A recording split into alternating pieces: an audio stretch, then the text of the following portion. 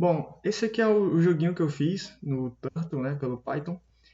Aqui os limites com a arena que eu desenhei, ó, do meu personagem. E você já pode ir observando aí que tanto o inimigo quanto o grupo que eu botei também não estão passando, né, dos limites que eu defini. E cada vez que eles colidem com as laterais da arena, eles vão para uma direção aleatória. E, da mesma forma, cada vez que eu colido com o Rope, uma pontuação ela é aumentada ali no canto. E com o inimigo, cada vez que eu colido com ele, eu acabo perdendo uma vida. E aí, depois que eu perco todas as vidas, o meu personagem, meu jogador, é mandado para o centro da tela, as vidas são restauradas e o recorde que eu botei como adicional é setado também. E detalhe perceber que cada vez que eu colido com os dois, eles também spawnam, né, em uma posição aleatória. Basicamente, esse aqui é o meu jogo, os sprites eu peguei da internet e o crédito disso vai estar justamente no código.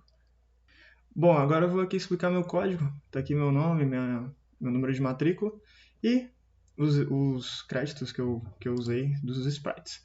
Bom, começando aqui bem básico, importei o Turtle e o Random, fiz aqui, chamei a janela para aparecer, o Tracer para atualização de tela, o título, a resolução da tela que eu queria, a imagem de fundo e a cor de fundo também. Esses main edge shapes aqui são para adicionar os sprites que eu coloquei aqui do lado. E essas aqui são as variáveis que eu criei, né? X, Y, vida, tá tudo explicadinho aqui bonitinho. E bom, começa aqui a primeira coisa fazendo justamente a arena. Peço para que ele não desenhe ainda, seto a velocidade, seto a largura que eu quero que ele desenhe.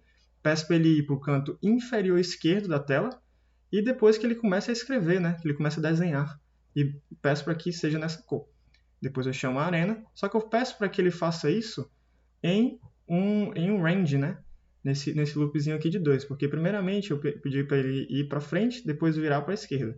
E isso novamente, ou seja, ele vai fazer isso e vai repetir isso, dentro desse range aqui, desse for.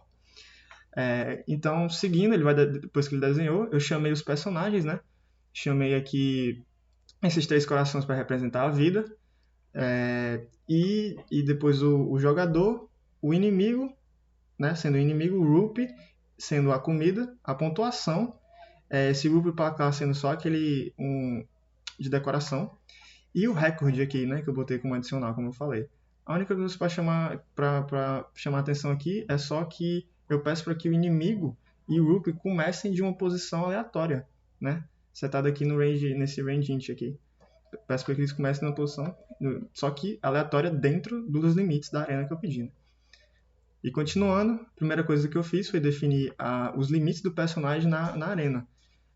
Para cada direção que ele vai, ele muda o shape e ele set hand, né? Ele seta uma direção do personagem, né? Conforme a direção que eu quero. Por exemplo, up, ele tem que ser 90, né? Porque up vai para o 90 graus é esse ângulo para cima, né?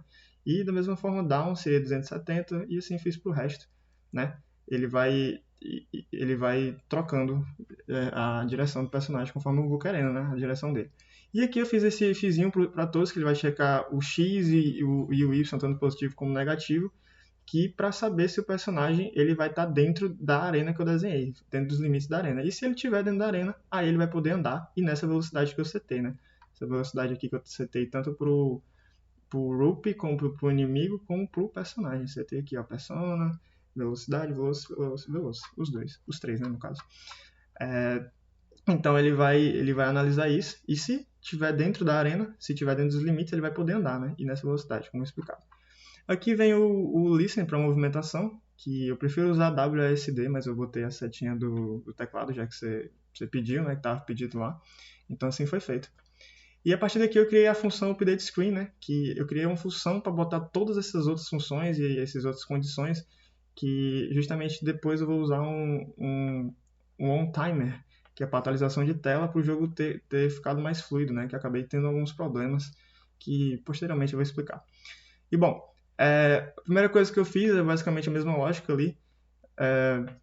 Fiz analisando os Y e o X do inimigo para saber se ele vai estar dentro da arena. E cada vez que ele colidir, né?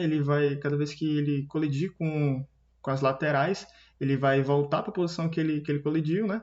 E vai ir para um set hand, vou botar ele para ir para uma direção aleatória. Botei literalmente uma posição aleatória, ele pode ir para qualquer canto aqui do círculo que ele quiser.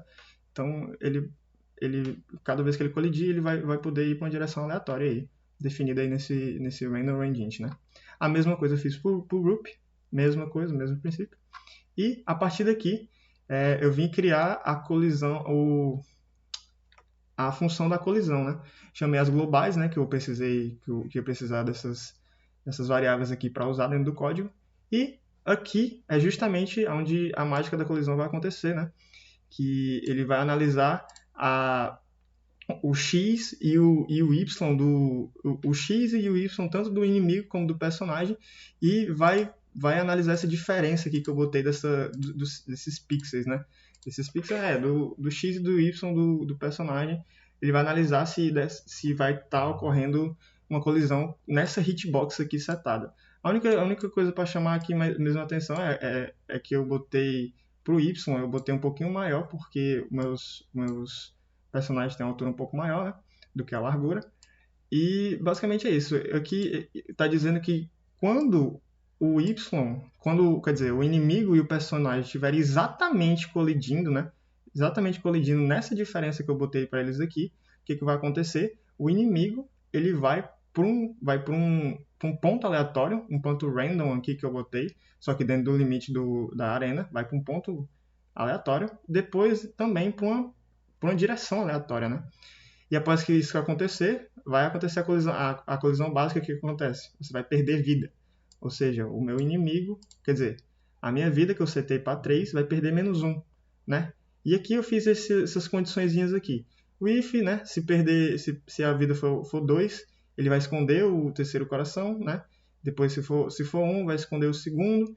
E o else, quando zerar as vidas, ele vai esconder o último coração. As vidas vão voltar a ser 3 e os corações vão ser mostrados novamente, assim como aconteceu lá no joguinho na hora que eu morri, né? Que eu perdi todas as vidas. E o personagem vai ser mandado para o centro do mapa, né? Sempre do centro do jogo. E aqui, esse ifzinho dentro desse else, eu conectei aqui para fazer o recorde. Basicamente, ele vai analisar o maior, né? Isso aqui é básico de analisar o maior e guardar o valor, né? Cada vez que o placar for maior que o recorde vai ser igual ao placar e ele vai armazenar essa variável, esse valor aqui dentro dessa caixinha que eu fiz, pedindo aqui no formato para botar ele aqui dentro. Ele vai limpar, né? Enfim. E depois disso, depois que ele analisar, ele vai resetar o placar, né? Eu botei para a pontuação ser limpa, perdão pelos barulhos externos aqui. E ele vai botar a pontuação para limpar. O placar ele vai zerar, porque ele morreu, né? Perdeu todas as vidas, ele morreu, então o placar zera. E depois ele vai setando um novo placar aqui. E depois, obviamente, chamei essa colisão, né? Chamei essa função. E a mesma coisa eu fiz para o Roop, chamei as globais aqui. Chamei as globais, fiz a colisão perfeita, né, do Roop com o personagem, levando em consideração a hitbox, tal, fazendo a diferença na altura. E a mesma coisa vai acontecer, o Roop vai para uma posição aleatória e para uma direção aleatória. Só que dessa vez o placar vai somar 1, né? Já que aqui é a comida, então ele vai, cada vez que ele pegar o Roop, vai somar mais 1. Depois o placar ele vai limpar e ele vai reescrever esse placar aqui, né? E vai ficar atualizando isso.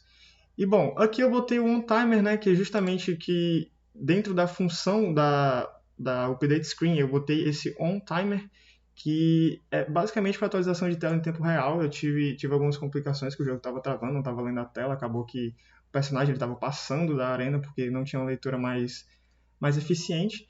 Aí eu fiz esse onTimer aqui, chamei esse onTimer, dividi pelo FPS, que eu botei mais ou menos por 30 ali, que já dá uma leitura fluida e tranquila do jogo, tá?